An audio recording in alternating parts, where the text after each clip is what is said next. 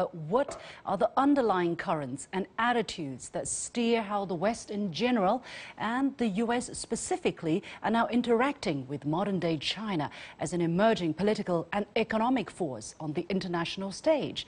Is the West driven by an irrational fear of China or a lack of confidence in its own ability to compete head-to-head with the world's most populous nation? Or, on a deeper level, is the West plagued by a fundamental misunderstanding of Chinese culture and civilization itself, which leads to a misreading of China's actions and motivations today? And looking to the future, what kind of a great power will China become? Welcome to a special edition of The Point with me, Liu Xin, coming to you from Beijing. I'm joined today with great pleasure from London by Professor Martin Jacques, a senior fellow at Cambridge University and author of the best-selling book When China Rules the World. Professor Jacques, thank you so much for joining us today. Now, at a recent conference in London this February, you gave a speech under the theme, "What China will be like as a great power." Of course, this is a huge question, but why do you ask this question now? What are the factors that make this question an important one, at least to you? Well, I would say it's really come onto the agenda probably as recently as the last 5 years. I mean, it's not a question that you probably would have asked, at least with the same pertinence, 10 years ago. And the reason for it, I think, is twofold. First of all, there's the continued growth of China, which is making it a larger and larger economy. And secondly, linked to that, of course, has been the growing elaboration by China of how it sees itself, how it sees the world, what it would like to be, and so on. So that's one factor. The other factor is the decline of the United States. And I think one of the problems, even in China actually for a period 10 years ago when my book came out, is that there was an underestimation of the decline of the United States, which has been going on for actually quite a long time.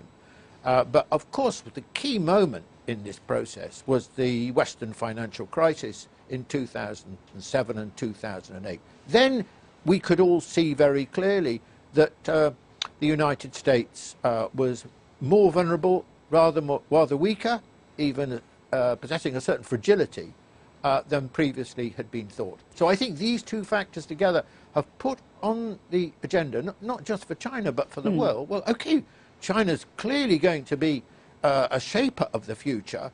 What's it going to be like? Yeah, well, I don't really think there is any disagreement on the first point, but concerning the second point, we talk about the decline of the West, especially the decline of the United States.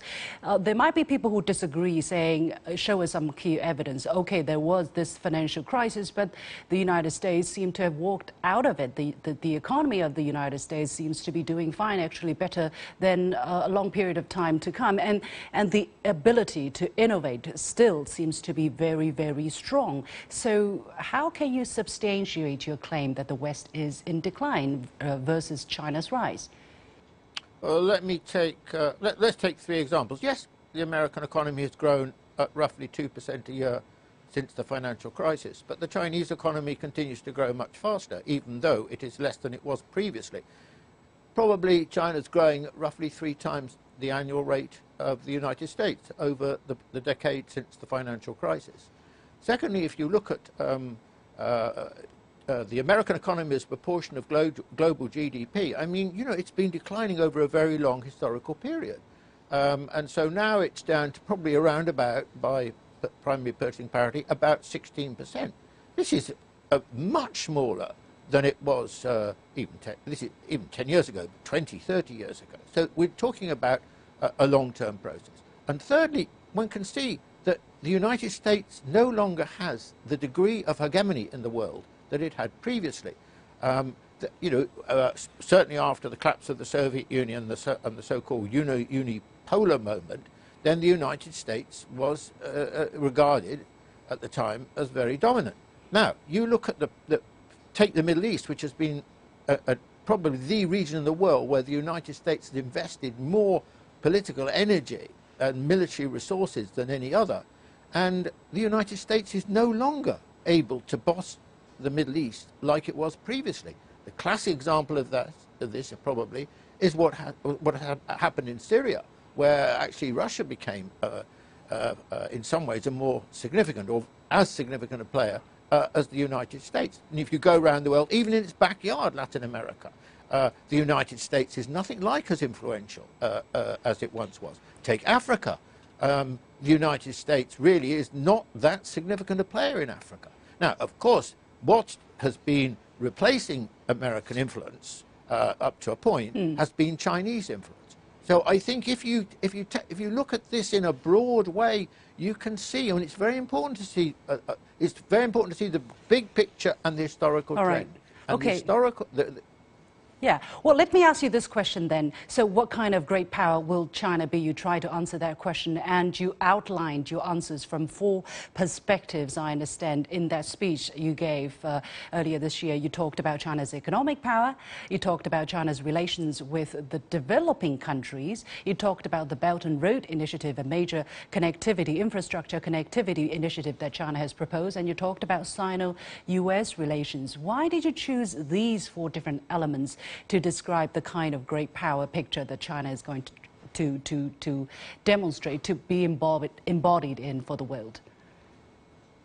Well, actually, there's a more important point I made, really, in a way, because my argument is that China is going to be a very different kind of great power to the United States, and before that, the UK. And this gets much more deeply into the question of the history and culture of China in comparison with that of the West. And my argument essentially is that if you look at the Western powers, the United States now, certainly my own country, before that Britain, then there were 2 classic modes of expansion.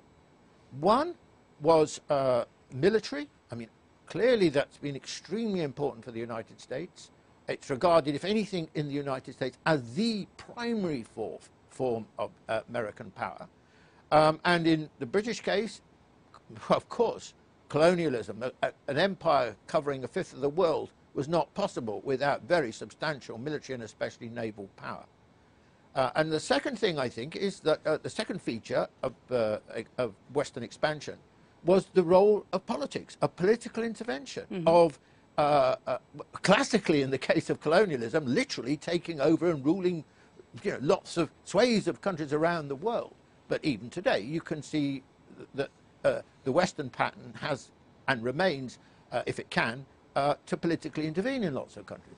Now, of course, there's a common factor as well, and that is you can't become a great power unless you've got economic strength. But it varies. The United States did have quite a lot. Britain, actually, for its time, didn't have, because it was much smaller and so on. Now, this brings me to China. Yeah. China doesn't actually, in my view, share either of these 2 key points. It does not. I don't think China has ever historically really laid a primary emphasis on military power. China has not, it's never been, in that Western sense, an expansionist power geographically. Even during the period of the tribute system and so on, China did not express itself by military expansion. It was quite different. China, if you like, was much more, what should we say, a stay-at-home country. This was part of Jiangxia. It was the notion of China, the Middle Kingdom, and so on. This is entirely different from the Western experience. And the second thing, and it's obviously very closely linked to Professor this, Jacques, let me interrupt you there again. You talked about China as more or less a stay-at-home. Let me just play the devil's advocate here, and actually a lot of people have voiced the skepticism that with the Belt and Road Initiative, when masses of Chinese companies are going out, that initiative, some people are saying, is exactly a demonstration of China's ambition to go out, to reach out, to expand. How would you counter that kind of argument? This, of course, I was going to just say that the 2 modes of Chinese expansion are very different from the Western. One, economic, and secondly, cultural, which people don't talk enough, but I think that's extremely important. And clearly, we can see that China's power is going to be expressed, and is being expressed at the moment, primarily in an economic form. China's going to be, I think, relative to the world, China's economic power is going to be greater than was, for example, or has been the case with the United States. And so you can see this, certainly in the Belt and Road example that you give. This wouldn't be possible without China's growing strength. But the economic power is not being expressed in any overt military or political form. Certainly not military, not political. I mean, I don't think the Chinese are interested in telling other countries what government to have or running other governments. But that was a classic feature of the United States and Britain in their pomp. Do you think, well, I understand being a Chinese, I of course fully understand what you mean. It is not in our genes to go out and conquer. Basically, if we would have wanted to do that, or if that would have been in our gene, we would have probably conquered a lot of countries in Southeastern Asia, for instance, instead of adopting the tribute system where we stay where we are and countries come to us to keep a good relationship or to learn from us, or we go and learn from them and so on and so forth. But how can you assure the world that this gene will stay the way it is in the future? Maybe you know, for the near-term future, yes, but in the long term, as Chinese economic interests span around the world, could it be one day that the Chinese will have to exert a certain political or even military prowess to go with that kind of economic influence? Well, I think that, you know, it's impossible, beyond a point, to say, look, you know, in 30 years' time, 40 years' time, China will never do this, because if people don't believe you, they're not going to believe you. So the key question is that people have an understanding of what China is. This is the fundamental thing, and this is the great problem in the West. The West does not understand China. That is the great difficulty, because the West has a belief that it is the universal model, that all modernity should be like Western modernity. And it tries to interpret China through a Western prism, in Western terms. And it can't understand, you can't understand China that way, which is why the West has a deep misunderstanding of China, and is why for a long time, really, the West has got China wrong. I mean, we've come now, as you mentioned earlier, right at the beginning of the program, to the question of the trade war and Huawei and so on. The difficulty is that the reason for the shift in the American position, in my view, towards the trade war and a more much more aggressive stance towards China and breaking 40 years of history in the relationship between the two countries, is twofold. First of all, well, they made two assumptions. The America, not just Trump, but more widely within the American establishment, made two assumptions about China. The first assumption was that China was much weaker economically than the United States and could not get close to the United States and would not get close to the United States. And of course, they've been proved fundamentally wrong in this respect. And secondly, they believed that ultimately China would become like a Western-style society. It would become, as it were, the Americans would say, become like us. And you know, this belief is again completely proved completely wrong. So the underlying political and intellectual assumptions that underpin the American attitude towards China were flawed, and now, of course, in the and now they can see this situation and they think, oh, look, China's very strong, it's very powerful. What are we going to do about it?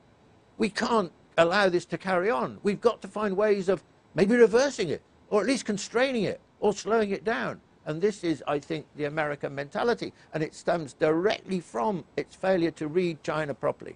Well, you talked about it absolutely as the Achilles heel of the West is that Western countries don't read China correctly or they don't understand China. And by now, there still seems not to be enough effort or the right kind of approach to understand China. There are many profound differences, and you listed 4 different major differences. May I list them here? For instance, you talk about China being a civilization state.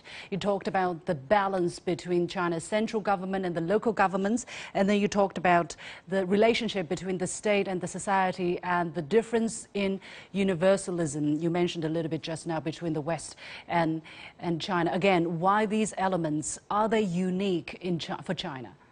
Well, they're extremely distinctive for China. Whether they're completely unique or whether they're shared in some degree by other countries, not Western countries, it is another matter. But they are certainly extremely distinctive features of China, and they have a very, very long history. I mean, we're talking about thousands of years, certainly 2,000 years. Maybe you'd want to go back further than that. And the great difficulty, you see, is now, there were 2 problems. First of all, the West developed an essentially triumphalist, expansionist ideology based on its own universalism. And secondly, this period, of course, coincided with the great weakness, the decline and the great weakness of China. And so they didn't really need to make sense of China. They didn't really need to understand China. China, in a way, was an object, which they sought to, in one way or another, partially colonize and impose unequal treaties and so on. They didn't have to think of China as even as an equal, as an adversary rather, an equal adversary. They thought of China as something they could, bend to their will. And so there's a huge amount of ignorance about China. And I think that the discussion about civilization is very important. The difficulty is that the West doesn't even really think of itself as a civilization. It thinks of itself primarily in terms of nation states. Of course, it does think of itself.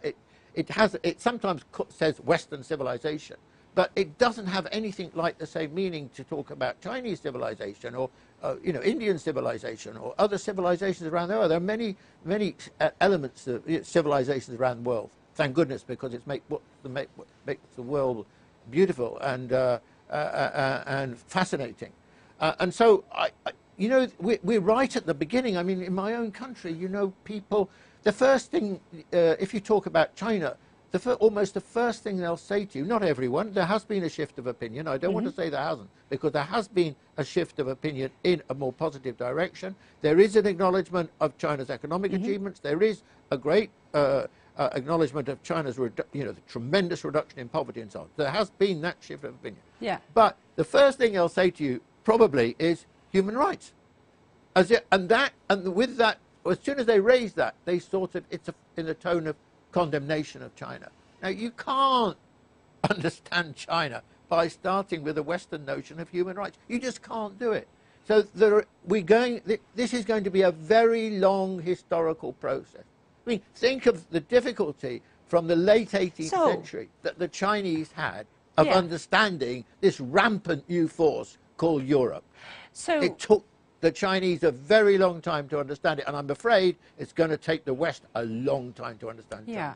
Well, you talk about China being not only a nation state but a civilization state, and this is rather an academic term for the ordinary men and women on the street. It's probably a little bit difficult to understand. So in simple terms, what would people have to change in their mind when you think about China, not as simply a nation state with a 70-year history or a bit longer, let's say, but rather of a civilization that has been there for thousands of years and with many different ethnic groups, 56 altogether, with many different languages and with many different dialects, very diverse cultures and very different geographical features. So what would people have to change in order to really approach China in the right direction? Right, okay. So the first thing I think people need to do is, if they can, is to go to China. Because a Westerner can't go to China and carry on thinking the same thing as they thought before. They may not understand China properly, but they're generally, I find, their response is, wow. And they come away with that impression, which is, you know, they never, from that moment, they never see the world in the same way again. This is extremely important because basically Westerners have an extremely Western-centric view of the world. Why is that? Everything emanates from the West. Because the West has run the world for the last 200-odd years. I mean, there's no secret about it. I mean, but, you know, we've been dominant. So, yeah, but you know, Professor Jacques, London was the capital of the world. Then New York becomes the capital of the world. Yeah. English becomes the language. It used to be the gold standard of sterling. Now the dollar is the dominant currency in the world. What are the major international institutions? They're all a product of the American international order after the Second World War and so on. But you know, Professor Jacques, we've run it. Yeah, I understand that. I travel extensively to Europe, mostly to Europe, but I also get a lot of information from the United States because we have the internet, we have TV, we have movies, we have books, we have magazines. So if you want, you can. And basically, look, there is 150 million Chinese people who ventured out last year to see the world, or 150 foreign trips made by Chinese citizens, to be more exact. So if you want, you can do it. Yeah, well, you know, people aren't used to going to China in the West. The flows of tourists, as you know, from the West to China have increased hugely, but it's still a relatively small number of people, and it's you know, it's because it's, let's say, the other. It's slightly you know, and it's a long way away, and it's expensive, relatively speaking, and it's slightly forbidding actually in various ways. So far, you know, a lot of people have gone, but a lot more have never gone. You know, and ordinary people. You know, they're more likely, you know, they're more likely to go to countries they're familiar with. Mm-hmm. I mean, like Chinese initially, you know, first place at port of call was Hong Kong, and so they tend to stay in the region for good financial reasons, not least. Okay. And yeah, where they feel comfortable. Now, I think that the point I wanted to add to this is that. You asked the question. You said, I've just replied to you in terms of you just need to see China to see. You've got to rethink. Now that's the starting point. You've got to have an open mind. The closed mind you had before doesn't answer the questions, or doesn't even pose the right questions. Now, the second thing is that people have got to be very open-minded about thinking about China, because we're steeled in certain traditions about governance and democracy and multi-party systems and universal suffrage and so on. And if China's not like that, we dismiss it.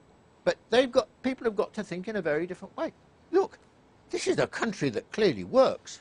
This is a country that's delivered the most extraordinary economic transformation in human history. Look how dynamic the Chinese are. Look how creative they are. Look how innovative they're becoming. And I think then people, you know, it'll be a slow process. I don't think we're talking about. Well, I hope it's a slow process. A moment of conversion. Professor Jacques, I hope it's a slow process. At this moment, actually, I'm a little bit hesitant to say that, because on the one hand, we are doing what we can to build our economy, to create things, to innovate. On the other hand, we have the United States, especially some leading officials in the United States, drumming, you know, around the world, going to its allies and talking about how dangerous China is. For instance, the U.S. has started, you know, after this trade war with China, started to accused China of a series of misbehavior, such as IP theft, as if the Chinese is not capable of innovation at all. And then during his trip to London earlier this May, the U.S. Secretary of State Mike Pompeo gave a speech saying China is dividing the West through the use of technology, and he called on the UK to resist Huawei, to protect intelligence, to protect its security. So in your perspective, what prompts some U.S. official to resort to such behavior to try to contain China? Does the U.S. read China right?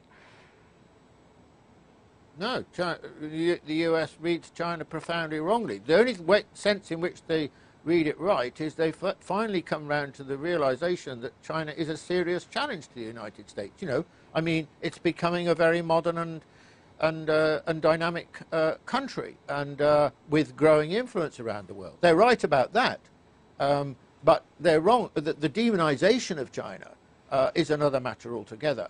And this is I mean, we can see the beginnings, can't we, here, of a new Cold War. It will not be the same as the last Cold War. There are fundamental differences. China, in a month of Sundays, is not the Soviet Union. The United States is no longer a rising power as it was then, but it's a declining power. So it's not going to be a rerun of the last one. But the idea, but in the American psyche, when it comes to an adversary that challenges what it regards as its natural right, which is to be the hegemonic power in the world, then they start thinking in the old Cold War terms.